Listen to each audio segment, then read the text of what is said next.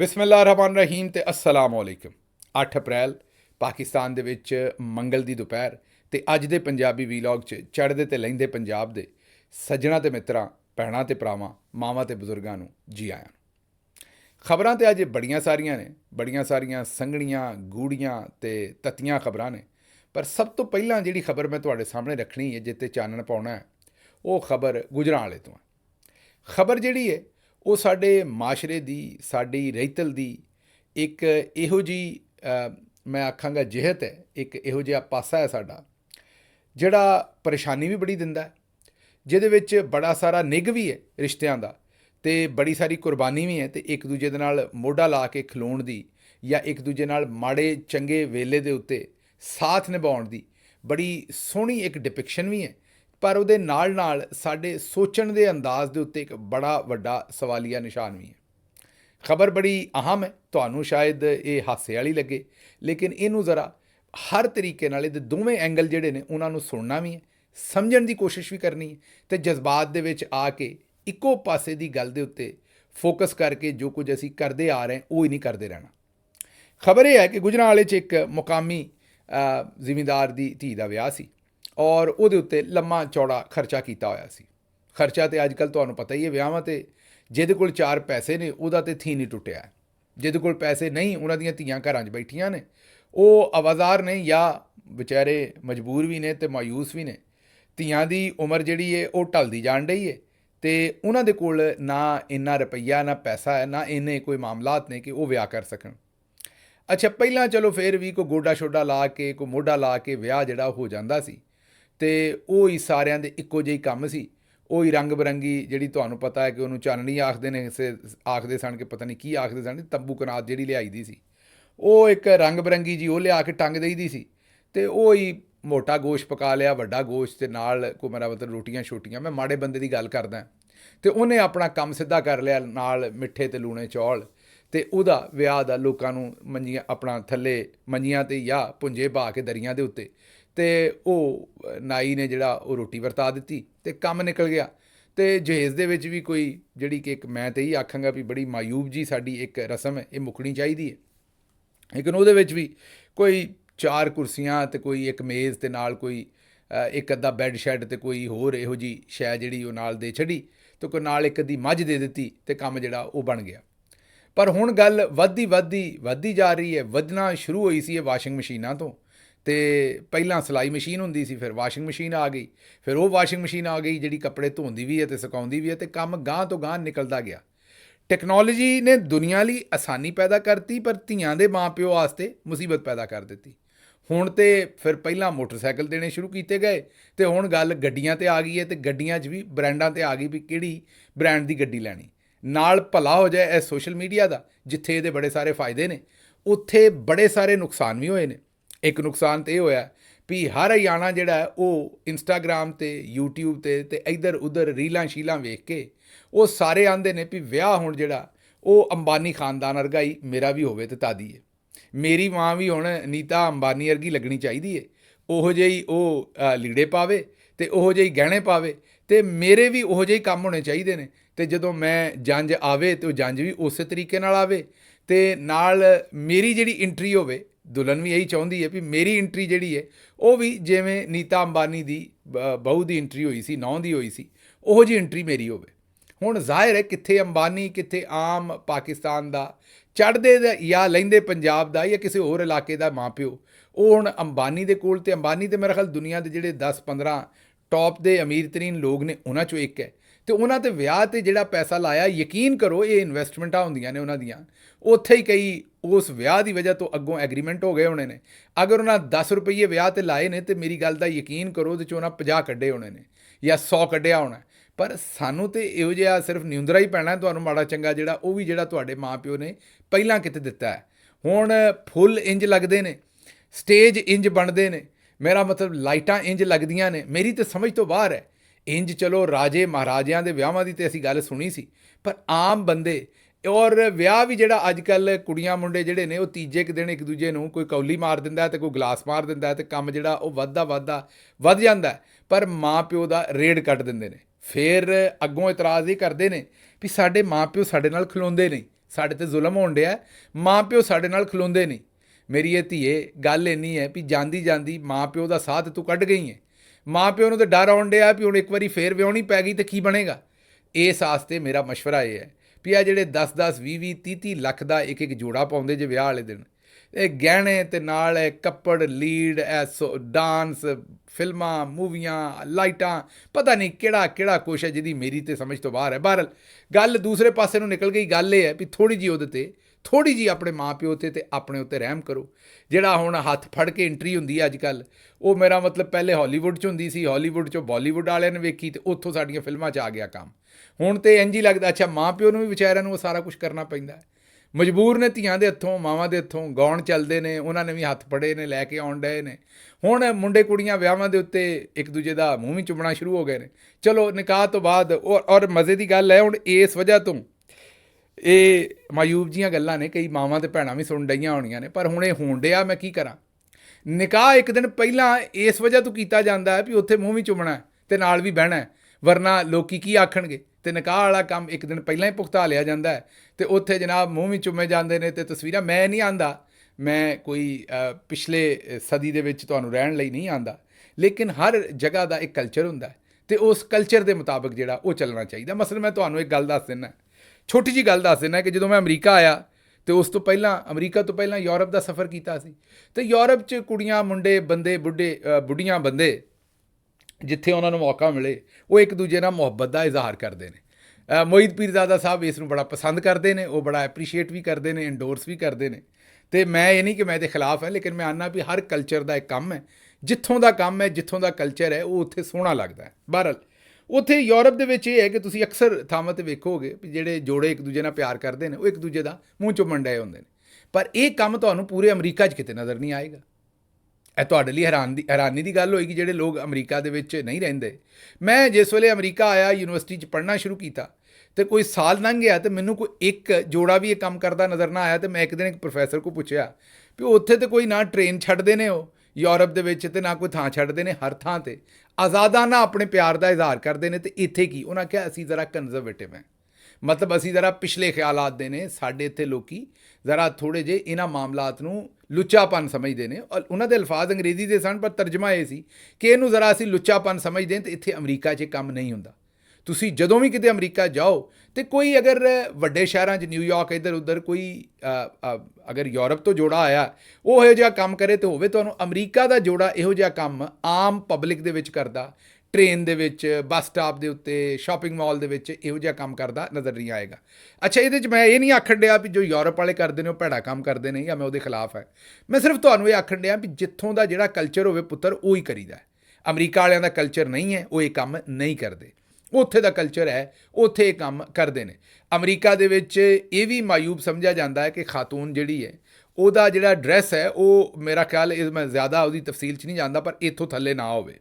ਦਫ਼ਤਰ 'ਚ ਜਿਹੜਾ ਉਹ ਪਾ ਕੇ ਆਏ, ਹਾਂ ਬਾਕੀ ਉਹ ਪਾਰਟੀ 'ਤੇ ਜਾ ਰਹੀ ਹੈ ਜੋ ਵੀ, ਲੇਕਿਨ ਦਫ਼ਤਰ ਦਾ ਜਿਹੜਾ ਡਰੈਸ ਕੋਡ ਹੈ ਅਮਰੀਕਾ 'ਚ ਕਿਸੇ ਨੇ ਉੱਥੇ ਲਿਖ ਕੇ ਨਹੀਂ ਦਿੱਤਾ ਹੋਇਆ, ਲੇਕਿਨ ਆਪ ਹੀ ਕਿਤੇ ਕਿਤੇ ਕੋਈ ਲੋਕ ਪਾ ਵੀ ਲੈਂਦੇ ਨੇ, ਲੇਕਿਨ ਲੋਕੀ ਉਹਨਾਂ ਨੂੰ ਮਾਯੂਬ ਸਮਝਦੇ ਨੇ। ਦਫ਼ਤਰ ਦੇ ਵਿੱਚ ਇੱਥੇ ਬੜਾ ਕੰਜ਼ਰਵੇਟਿਵ ਕਿਸਮ ਦੇ ਨਾਲ ਡਰੈਸਅਪ ਹੋਇਆ ਜਾਂਦਾ। ਯੂਰਪ ਦੇ ਵਿੱਚ ਉੱਥੇ ਵੀ ਥੋੜ੍ਹਾ ਜਿਹਾ ਮਾਮਲਾ ਜਿਹੜਾ, ਉੱਥੇ ਵੀ ਵੈਸੇ ਆਫਿਸ ਦੇ ਵਿੱਚ ਤਾਂ ਬੜਾ ਖਿਆਲ ਕੀਤਾ ਜਾਂਦਾ, ਲੇਕਿਨ ਬਹਰਹਾਲ ਥੋੜ੍ਹਾ ਜਿਹਾ ਮਾਮਲਾ ਅਮਰੀਕਾ ਦੀ ਨਿਸਬਤ ਫ਼ਰਕ ਹੈ। ਇਹ ਤੁਹਾਨੂੰ ਸਾਰਾ ਸੁਸਾਇਟੀਜ਼ ਦਾ ਫ਼ਰਕ ਇਸ ਲਈ ਦੱਸਣ ਡਿਆ ਵੀ ਇਹ ਜਿਹੜਾ ਸਾਡੇ ਕੰਮ ਸ਼ੁਰੂ ਹੋ ਗਿਆ ਹਰ ਥਾਂ ਦੇ ਉੱਤੇ ਜਿਹੜਾ ਉਹ ਇੱਕ ਫਿਲਮ ਹੀ ਚੱਲ ਰਹੀ ਹੈ ਬਾਲੀਵੁੱਡ ਦੀ, ਅਤੇ ਜਿਹੜੇ ਵਿਆਹ ਨੇ ਉਹ ਹੁਣ ਵਿਆਹ ਘੱਟ ਨੇ, ਇੱਕ ਫਿਲਮ ਦੀ ਸ਼ੂਟਿੰਗ ਬਹੁਤੀ ਹੈ। ਅੱਛਾ, ਇਹ ਮੇਰਾ ਖਿਆਲ ਸ਼ਾਇਦ ਇਹਦੇ ਵਿੱਚ ਇੱਕ ਖੁਆਇਸ਼ ਵੀ ਹੈ ਹਰ ਬੰਦੇ ਨੂੰ ਹੀਰੋ ਅਤੇ ਹੀਰੋਇਨ ਬਣਨ ਦੀ। ਸਾਰੀ ਉਮਰ ਹਰ ਕੁੜੀ ਜਿਹੜੀ ਹੈ ਉਹ ਹੀਰੋਇਨ ਹੀ ਬਣਨਾ ਚਾਹੁੰਦੀ ਹੈ, ਅਤੇ ਹਰ ਮੁੰਡਾ ਵੀ ਹੀਰੋ ਹੀ ਬਣਨਾ ਚਾਹੁੰਦਾ ਹੈ।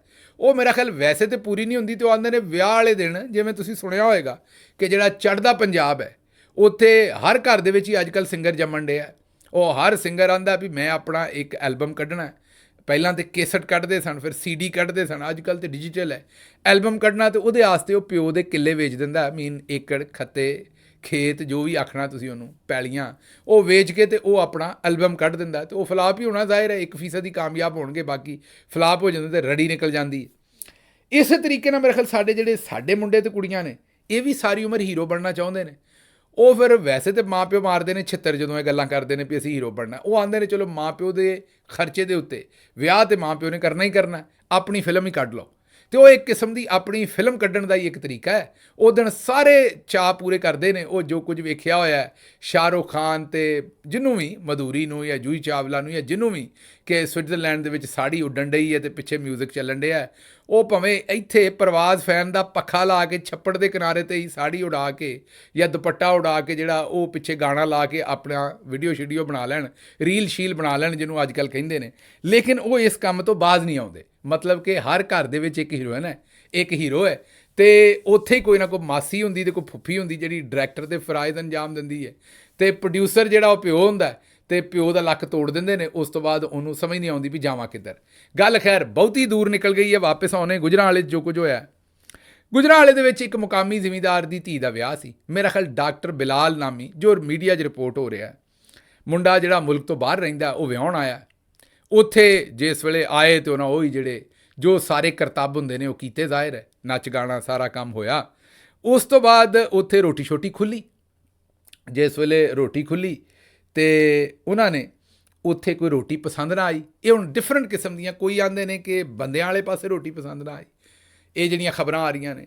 ਕੋਈ ਲੋਕਲ ਆਉਂਦੇ ਨੇ ਕਿ ਨਹੀਂ ਔਰਤਾਂ ਵਾਲੇ ਪਾਸੇ। ਬਾਹਰਲ ਉੱਥੋਂ ਔਰਤਾਂ ਦੀ ਕੋਈ ਲੜਾਈ ਝਗੜਾ ਸ਼ੁਰੂ ਹੋਇਆ, ਉਹ ਬੰਦਿਆਂ ਤੱਕ ਆਇਆ, ਘਸੁੰਨ ਮੁੱਕੀ ਤੇ ਕੰਮ ਗਿਆ, ਬਦਤਮੀਜ਼ੀ ਤੇ ਗਿਆ। ਤੇ ਉਹਨਾਂ ਨੇ ਰੋਟੀ ਖਵਾਉਣ ਤੋਂ ਬਾਅਦ ਕੁੜੀ ਨੂੰ ਨਾ ਤੋਰਿਆ ਤੇ ਉਂਝ ਹੀ ਕੁੜੀ ਨੂੰ ਜਿਹੜਾ ਫਾਰਿਗ ਕਰ ਦਿੱਤਾ, ਆਪਣਾ ਮੁੰਡੇ ਨੂੰ ਉੱਥੋਂ ਫਾਰਿਗ ਕਰ ਦਿੱਤਾ। ਉਹਦੇ ਡਾਕਟਰ ਬਿਲਾਲ ਸਾਹਿਬ ਸਨ, ਉਹਨਾਂ ਨੂੰ ਆਖਿਆ ਵੀ ਤੁਹਾਨੂੰ ਅਸੀਂ ਰਿਸ਼ਤਾ ਨਹੀਂ ਦੇਣਾ, ਚੁੱਕੋ ਇੱਥੋਂ ਆਪਣਾ ਜਿਹੜਾ ਨਾ ਉਹ ਸਾਰੀ ਹਰ ਸ਼ੈ ਬਿਸਤਰਾ ਸ਼ਿਸਤਰਾ ਅਤੇ ਨਿਕਲੋ ਇੱਥੋਂ। ਮੇਰਾ ਮਤਲਬ ਹੈ ਕਿ ਉਹਨਾਂ ਨੂੰ ਉੱਥੋਂ ਰਵਾਨਾ ਕਰਤਾ। ਹੁਣ ਉਹ ਜਿਹੜੀ ਜੰਜ ਸੀ ਉਹ ਆਪਣਾ ਜਿਹਾ ਮੂੰਹ ਲੈ ਕੇ ਉੱਥੋਂ ਵਾਪਸ ਕੁੜੀ ਤੋਂ ਬਗੈਰ ਹੀ, ਹਾਂ ਰੋਟੀ ਉਹਨਾਂ ਖਾ ਲਈ ਚਲੋ ਰੱਜ ਕੇ, ਤੇ ਰੋਟੀ ਉਹਨਾਂ ਨੂੰ ਪਸੰਦ ਵੀ ਕੋਈ ਨਾ ਆਈ, ਤੇ ਉੱਥੇ ਬਰਾਤ ਦੇ ਕੋਈ ਇਸਤਕਬਾਲ 'ਤੇ ਵੀ ਰੌਲਾ ਰੱਪਾ ਪਿਆ ਸੀ। ਅੱਛਾ, ਇੱਥੋਂ ਤੱਕ ਤੇ ਗੱਲ ਚਲੋ ਠੀਕ ਹੈ, ਸਮਝ ਆਉਂਦੀ ਹੈ ਵੀ ਅਗਰ ਉਹ ਬਦਤਮੀਜ਼ ਸਨ, ਅੱਜ ਬਦਤਮੀਜ਼ੀ ਕਰਦੇ ਨੇ, ਤੇ ਧੀ ਵਾਲਿਆਂ ਨੂੰ ਸੋਚਣਾ ਪੈਂਦਾ ਵੀ ਇਹ ਜਿਹੜੇ ਅੱਜ ਇੰਨੀ ਬਦਤਮੀਜ਼ੀ ਕਰਨ ਡਏ ਨੇ ਕੱਲ੍ਹ ਨੂੰ ਕੀ ਕਰਨਗੇ। ਤੇ ਇਸ ਲਈ ਇਹ ਕੰਮ ਲੱਗਦੀ ਨਾਲੋਂ ਟੁੱਟਦੀ ਚੰਗੀ, ਬੇਕਦਰੇ ਦੀ ਯਾਰੀ, ਭਲਾ ਹੋਇਆ ਲੜ ਲਾਗਿਓਂ ਛੁੱਟਿਆ, ਉਮਰ ਨਾ ਬੀਤੀ ਸਾਰੀ। ਤੇ ਉਹ ਗੱਲ ਤੇ ਠੀਕ ਹੋ ਗਈ ਵੀ ਇੱਥੋਂ ਹੀ ਰੌਲਾ ਮੁਕਾ ਕੇ ਤੇ ਪਾਸੇ ਤੇ ਕਰੋ। ਇੱਥੋਂ ਤੱਕ ਤੇ ਮੈਨੂੰ ਸਮਝ ਆਉਂਦੀ ਹੈ, ਪਰ ਅੱਗੋਂ ਮੈਨੂੰ ਗੱਲ ਸਮਝ ਨਹੀਂ ਆਉਂਦੀ ਜਿਹੜਾ ਅਗਲਾ ਕੰਮ ਕੀਤਾ। ਉਹਨਾਂ ਮੌਕੇ 'ਤੇ ਹੀ ਕੁੜੀ ਦਾ ਵਿਆਹ ਮਾਮੂਜ਼ਾਦ ਕਜ਼ਨ ਦੇ ਨਾਲ ਕੀਤਾ ਤੇ ਉਹਨੂੰ ਉੱਥੋਂ ਰੁਖਸਤ ਕਰ ਦਿੱਤਾ। ਔਰ ਨਾਲ ਇਹ ਵੀ ਦੱਸਿਆ ਕਿ ਜੀ ਕਰੋੜ ਦੀ ਗੱਡੀ ਸੀ ਤੇ ਫਲਾਨਾ ਸੀ ਤੇ ਫਲਾਨਾ ਸੀ, ਉਹ ਵੀ ਜਿਹੜਾ ਜਹੇਜ਼ ਦੇ ਵਿੱਚ ਦੇ ਚੜਿਆ। ਹੁਣ ਇਹ ਮੇਰੀ ਸਮਝ ਤੋਂ ਬਾਹਰ ਹੈ ਵੀ ਇਹ ਕੋਈ ਜਿਹੜਾ ਵਿਆਹ ਹੈ, ਜਿਹੜਾ ਮੁੰਡੇ ਨਾਲ ਵਿਆਹੁਣਾ, ਇਹ ਕੋਈ ਮੇਰਾ ਮਤਲਬ ਹੈ ਕੋਈ ਮਸਾਲਾ ਸੀ ਜਿਹੜਾ ਹਾਂਡੀ 'ਚ ਪਾਉਣਾ ਸੀ, ਆਹ ਨਹੀਂ ਤੇ ਆਹ ਪਾ ਲਓ। ਵੈਸੇ ਤੇ ਕੰਮ ਵਾਲੀਆਂ ਜਿਹੜੀਆਂ ਜ਼ਿਆਦਾ, ਕੰਮ ਦਾ ਮਤਲਬ ਹੈ ਕਿ ਜਿਹੜੀਆਂ ਸਹੀ ਕੰਮ ਕਰਨ ਵਾਲੀਆਂ ਜਾਂ ਕਰਨ ਵਾਲੇ, ਹਾਂਡੀ ਸ਼ਾਂਡੀ ਪਕਾਉਣ ਵਾਲੀਆਂ ਜਾਂ ਪਕਾਉਣ ਵਾਲੇ ਲੋਕ ਨੇ, ਉਹ ਤਾਂ ਦੂਜਾ ਮਸਾਲਾ ਵੀ ਨਹੀਂ ਪਾਉਂਦੇ। ਲੇਕਿਨ ਇਹ ਤੁਸੀਂ ਸਾਡੀ ਸੋਚ ਵੇਖੋ ਵੀ ਅਸੀਂ ਧੀਆਂ ਨੂੰ ਇੱਕ ਪਾਸੇ ਏਡਾ ਖਰਚਾ ਕਰਦੇ ਹਾਂ, ਦੂਜੇ ਪਾਸੇ ਇੱਕ ਬੋਝ ਹੈ, ਇੱਕ ਜ਼ਿੰਮੇਵਾਰੀ ਹੈ। ਉੱਥੇ ਹੁਣ ਦੇਖੋ ਵੀ ਉਹ ਮੁੰਡਾ ਫੜਿਆ ਜਿਹੜਾ ਵੀ ਕਾਬੂ ਆਇਆ ਵੀ ਆ ਬਈ ਕਾਕਾ, ਇਹ ਮੇਰਾ ਮਤਲਬ ਇੰਜ ਤੇ ਪਿੰਡਾਂ ਦੇ ਵਿੱਚ ਕੁੱਕੜ ਨਹੀਂ ਸੀ ਕਰਦੇ। ਮਤਲਬ ਕਿ ਜਦੋਂ ਪ੍ਰਾਹੁਣਾ ਆਉਂਦਾ ਸੀ, ਕੁੱਕੜ ਵੀ ਜਿਹੜਾ ਮੇਰਾ ਮਤਲਬ ਤੱਕਿਆ ਹੁੰਦਾ ਸੀ, ਉਹਦੇ ਮਗਰ ਭਾਵੇਂ ਜਿੰਨਾ ਚਿਰ ਮਰਜ਼ੀ ਫੜਨਾ ਭੱਜਣਾ ਪੈਂਦਾ ਸੀ, ਉਹਨੂੰ ਹੀ ਫੜ ਕੇ ਕਰਦੇ ਸਨ। ਸਮਝਦੇ ਹੋ ਨਾ, ਜਿਹੜਾ ਦੂਜਾ ਕੁੱਕੜ ਕਾਬੂ ਵੀ ਆ ਜਾਏ ਤਾਂ ਉਹਨੂੰ ਛੱਡ ਦਿੰਦੇ ਸਨ। ਇਹ ਮੇਰੀ ਸਮਝ ਤੋਂ ਬਾਹਰ ਹੈ ਸਾਡੀ ਸੋਚ ਵੀ ਇੱਕ ਥਾਂ 'ਤੇ ਰਿਸ਼ਤਾ ਕੀਤਾ, ਉਹ ਲੜਾਈ ਹੋ ਗਈ, ਉੱਥੋਂ ਤੱਕ ਮੈਂ ਬਿਲਕੁਲ ਠੀਕ ਹੈ ਵੀ ਬਦਤਮੀਜ਼ੀ ਕੀਤੀ, ਤੁਸੀਂ ਵਾਪਸ ਕਰ ਦਿੱਤਾ। ਇਹ ਜਿਹੜਾ ਤੁਸੀਂ ਅਗਲਾ ਕੰਮ ਕੀਤਾ, ਇਹਦਾ ਮਤਲਬ ਹੈ ਕਿ ਇਹ ਕੋਈ ਮੇਰਾ ਮਤਲਬ ਐਮਰਜੈਂਸੀ ਤਰੋਪਾ ਲਾਤਾ ਜਿੱਥੇ ਲੱਗ ਗਿਆ। ਹੁਣ ਗਾਂ ਅੱਗੇ ਤੇਰੇ ਭਾਗ ਲੱਛੀਏ, ਗਾਂ ਉਹ ਬੱਚਾ ਬੱਚੀ ਜਿਹੜੇ ਨੇ ਉਹ ਇਕੱਠੇ ਚੱਲ ਸਕਦੇ ਕਿ ਨਹੀਂ, ਉਹਨਾਂ ਦੀ ਤਬੀਅਤ, ਅਗਰ ਉਹ ਐਡੇ ਹੀ ਚੰਗੇ ਇਕੱਠੇ ਸੀ ਤੇ ਪਹਿਲਾਂ ਕਿਉਂ ਨਹੀਂ ਉਹਨਾਂ ਦਾ ਰਿਸ਼ਤਾ ਕੀਤਾ ਤੁਸੀਂ। ਤੇ ਇਹ ਮੇਰੀ ਸਮਝ ਤੋਂ ਬਾਅਦ ਹੈ ਕਿ ਇਹ ਅਸੀਂ ਇਹਨਾਂ ਸਾਰੇ ਫੈਸਲਿਆਂ ਨੂੰ ਏਡੇ ਜਜ਼ਬਾਤੀ ਜਾਂ ਐਡਾ ਭਾਰ ਲੈ ਕੇ ਸੋਚਣ ਸਮਝਣ ਤੋਂ ਬਗੈਰ ਬਸ ਤੋਪਾ ਠੋਕ ਦਿੱਤਾ। ਹੁਣ ਅੱਗੋਂ ਉਹ ਭੁਗਤਣ। ਇਹ ਇੰਝ ਹੀ ਹੁੰਦਾ ਜਦੋਂ ਸਾਥ ਠੀਕ ਨਾ ਹੋਵੇ ਤੇ ਉਹ ਫਿਰ ਇੰਝ ਹੀ ਹੁੰਦਾ ਕਿ ਜਿਵੇਂ ਕਿਸੇ ਬੰਦੇ ਨੂੰ ਸਾਈਕਲ ਨਾ ਚਲਾਉਣਾ ਆਉਂਦਾ ਹੋਵੇ। ਇੱਕ ਬੰਦੇ ਨੂੰ ਤਾਂ ਸਾਈਕਲ ਚਲਾਉਣਾ ਆਉਂਦਾ ਨਾ, ਤਾਂ ਉਹਨੂੰ ਤੁਸੀਂ ਦੇ ਛੱਡਿਆ, ਉਹਦੇ ਵਾਸਤੇ ਤਾਂ ਇੱਕ ਸਵਾਰੀ ਬਣ ਗਈ, ਉਹ ਚੜ੍ਹ ਕੇ ਜਾਏਗਾ ਤੇ ਆਪਣਾ ਛੇਤੀ ਅੱਪੜ ਜਾਏਗਾ। ਲੇਕਿਨ ਇੱਕ ਬੰਦੇ ਨੂੰ ਅਗਰ ਸਾਈਕਲ ਚਲਾਉਣਾ ਨਹੀਂ ਆਉਂਦਾ ਤੇ ਤੁਸੀਂ ਉਹਨੂੰ ਸਾਈਕਲ ਦੇ ਦਿੱਤਾ, ਉਹਦੇ ਵਾਸਤੇ ਤਾਂ ਬਣ ਗਿਆ ਅਜ਼ਾਬ। ਉਹ ਹੁਣ ਆਪ ਵੀ ਪੈਦਲ ਤੁਰੇਗਾ, ਨਾਲ ਸਾਈਕਲ ਵੀ ਖਿੱਚੇਗਾ। ਤੇ ਇਹ ਜਿਹੜਾ ਜੋੜਾ ਠੀਕ ਨਹੀਂ ਬਣਦਾ, ਇਹਦੇ ਇਹੋ ਜਿਹੇ ਮਾਮਲੇ ਹੁੰਦੇ ਨੇ। ਤੇ ਖੁਦਾ ਦਾ ਨਾਂ ਏਡੇ ਜਜ਼ਬਾਤੀ ਨਾ ਹੋਇਆ ਕਰੋ। ਅਗਰ ਉੱਥੇ ਵਿਆਹ ਟੁੱਟ ਗਿਆ ਤਾਂ ਕੁਝ ਨਹੀਂ ਹੋ ਜਾਣਾ, ਬੱਚੀ ਦਾ ਫਿਰ ਵਿਆਹ ਹੋ ਜਾਏਗਾ। ਸੋਚ ਕੇ ਸਮਝ ਕੇ ਕਿਹਦੇ ਨਾਲ ਕਰਨਾ ਹੈ, ਬੱਚੀ ਕੋਲੋਂ ਪੁੱਛ ਕੇ, ਮੇਰਾ ਉਹ ਤਾਂ ਸਾਰੇ ਅਵਾਮਲ ਨੂੰ ਵੇਖ ਕੇ ਫਿਰ ਰਿਸ਼ਤਾ ਕਰਕੇ ਉਹਨਾਂ ਨਾਲ ਹੀ ਜਨਾਬ ਫੜ ਕੇ ਜਿਹੜਾ ਨਾ ਉਹ ਇੰਝ ਹੀ ਹੈ ਵੀ ਜਿਵੇਂ ਕਿਸੇ ਥਾਂ 'ਤੇ ਕੋਈ ਬੰਦਾ ਬੈਠਾ ਹੋਵੇ, ਟੂਟੀ ਲੀਕ ਕਰ ਜਾਏ ਤੇ ਜਿਹੜਾ ਡੱਕਰਾ ਲੱਭੇ ਉੱਥੋਂ ਫੜ ਕੇ ਟੂਟੀ 'ਚ ਫਸਾ ਦਿਓ ਵੀ ਲੀਕ ਖਤਮ ਕਰ ਦਈਏ। ਸਮਝਦੇ ਹੋ ਨਾ, ਇਹ ਮੇਰੀ ਸਮਝ ਤੋਂ ਬਾਹਰ ਹੈ ਵੀ ਇਹ ਜਿਵੇਂ ਪੈਂਚਰ ਲਾਈਦਾ ਵੀ ਚਲੋ ਇਹ ਸ਼ਾਇਦ ਨਹੀਂ, ਇੱਥੇ ਨਹੀਂ ਤੇ ਇੱਥੇ ਪੈਂਚਰ ਲਾ ਦਿਓ ਕਿੱਲ ਕੱਢ ਕੇ। ਇੰਝ ਨਾ ਕਰੋ, ਇਹ ਜ਼ਿੰਦਗੀਆਂ ਦਾ ਸਵਾਲ ਹੈ। ਪਹਿਲਾਂ ਮੈਂ ਬੱਚਿਆਂ ਕੋਲੋਂ ਗੁਜ਼ਾਰਿਸ਼ ਕੀਤੀ ਕਿ ਆਪਣੇ ਮਾਂ ਪਿਓ 'ਤੇ ਥੋੜ੍ਹਾ ਜਿਹਾ ਰਹਿਮ ਕਰੋ। ਹੀਰੋ ਹੀਰੋਇਨ ਬਣਨਾ ਤਾਂ ਖਾਬਾਂ 'ਚ ਬਣ ਲਓ, ਕੋਈ ਹੋਰ ਕੰਮ ਕਰ ਲਓ, ਇਹ ਫਿਲਮ ਜਿਹੜੀ ਪੂਰੀ ਬਣਾਉਂਦੇ ਹੋ ਔਰ ਪੂਰਾ ਖਰਚਾ ਮਾਂ ਪਿਓ ਕੋ ਕਰਵਾਉਂਦੇ ਹੋ, ਇਹ ਜਾਣ ਦਿਓ, ਤੁਹਾਡੀ ਮਿਹਰਬਾਨੀ ਹੈ। ਤੇ ਦੂਜੇ ਪਾਸੇ ਮਾਂ ਪਿਓ ਕੋਲੋਂ ਵੀ ਥੋੜ੍ਹਾ ਜਿਹਾ ਖਿਆਲ ਕਰੋ, ਇੰਜ ਇਹ ਜ਼ਬਰਦਸਤੀ ਦੇ ਤਰੋਪੇ ਜਿਹੜੇ ਇਹ ਫੜ ਕੇ ਨਾ ਲਾ ਦਿਆ ਕਰੋ। ਅੱਛਾ ਜੀ, ਅਗਲੇ ਪਾਸੇ ਜਿਹੜੀ ਖਬਰ ਅੱਗੇ ਰੱਖਣੀ ਹੈ, ਲੰਮੀ ਹੋ ਗਈ ਖਬਰ, ਅਲਾਮਾ ਇਕਬਾਲ ਇੰਟਰਨੈਸ਼ਨਲ ਏਅਰਪੋਰਟ ਦੇ ਉੱਤੇ ਕਸੋਨੋ ਹੋਏ ਨੇ, ਤੇ ਉੱਥੇ ਜਿਹੜੇ ਨਾ ਉਹਨੂੰ ਪੰਜਾਬੀ ਚਾਹੁੰਦੇ ਨੇ ਮੈਂ ਤੇਰੀਆਂ ਜਾੜਾਂ ਤੋੜ ਦੇਣੀਆਂ ਨੇ, ਜਾੜਾਂ ਦਾ ਮਤਲਬ ਦਾੜਾਂ, ਤੇ ਉਹ ਮੇਰਾ ਮਤਲਬ ਹੈ ਕਿ ਉੱਥੇ ਜਿਹੜੀਆਂ ASF ਦੀਆਂ ਖਵਾਤੀਨ ਸਨ, ਕਸਟਮ ਦੀਆਂ ਖਵਾਤੀਨ, ਉਹਨਾਂ ਨੇ ਫੜ ਕੇ ਜਿਹੜੀਆਂ ਉੱਥੇ ਮੁਸਾਫਰ ਖਵਾਤੀਨ ਸਨ ਉਹਨਾਂ ਨੂੰ ਚੰਗਾ ਕੁੱਟਾਪਾ ਚਾੜਿਆ, ਵਾਲਾਂ ਵੂਲਾਂ ਤੋਂ ਖਿੱਚਿਆ, ਘਸੁੰਨ ਮੁੱਕੀ ਹੋਈਆਂ ਨੇ ਪੂਰਾ।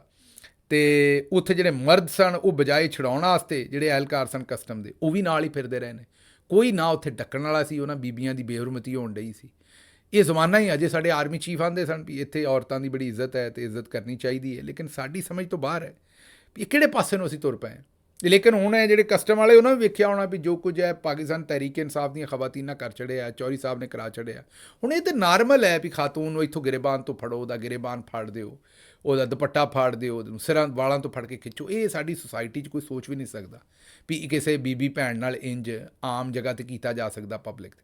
ਹੁਣ ਤਾਂ ਔਰਤ ਦਾ ਕੋਈ ਤਕੱਦਸ ਅਸੀਂ ਰਹਿਣ ਹੀ ਨਹੀਂ ਦਿੱਤਾ, ਅਤੇ ਇਹਦਾ ਵੀ ਸਿਹਰਾ ਸਾਡੇ ਚੌਧਰੀ ਸਾਹਿਬ ਨੂੰ ਜਾਂਦਾ ਜੋ ਕੁਝ ਉਹਨਾਂ ਨੇ ਕਰਵਾ ਛੱਡਿਆ। ਲੇਕਿਨ ਬਹਰਹਾਲ ਇਹ ਮਾਮਲਾ ਜਿਹੜਾ ਬੜਾ ਹੀ ਸ਼ਰਮਨਾਕ ਹੈ।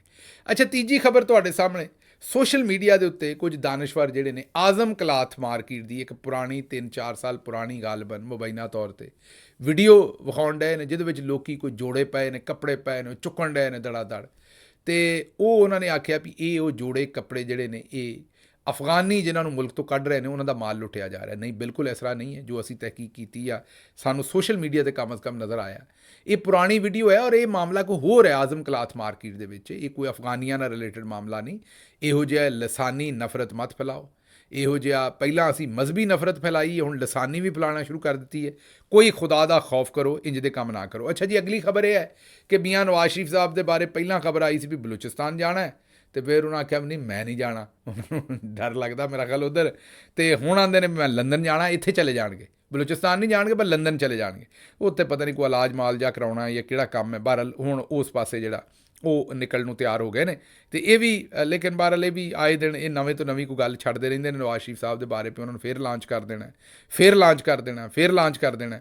ਅੱਛਾ ਜੀ, ਅਗਲੀ ਖਬਰ ਹੈ ਸ਼ਹਿਰ ਮੇਂ ਦਿਹਾਤ, ਇੱਕ YouTube ਚੈਨਲ ਹੈ, 7.36 ਮਿਲੀਅਨ, ਕੋਈ ਤਕਰੀਬਨ 73 ਲੱਖ ਦੇ ਕਰੀਬ ਇਹਨਾਂ ਦੇ ਸਬਸਕ੍ਰਾਈਬਰ ਨੇ। ਚੰਗਾ ਕੰਟੈਂਟ ਬਣਾਉਂਦੇ ਨੇ, ਮਿਹਨਤ ਕਰਦੇ ਨੇ, ਠੀਕ ਹੈ, ਅੱਲਾ ਇਹਨਾਂ ਨੂੰ ਹੋਰ ਤਰੱਕੀ ਦੇਵੇ।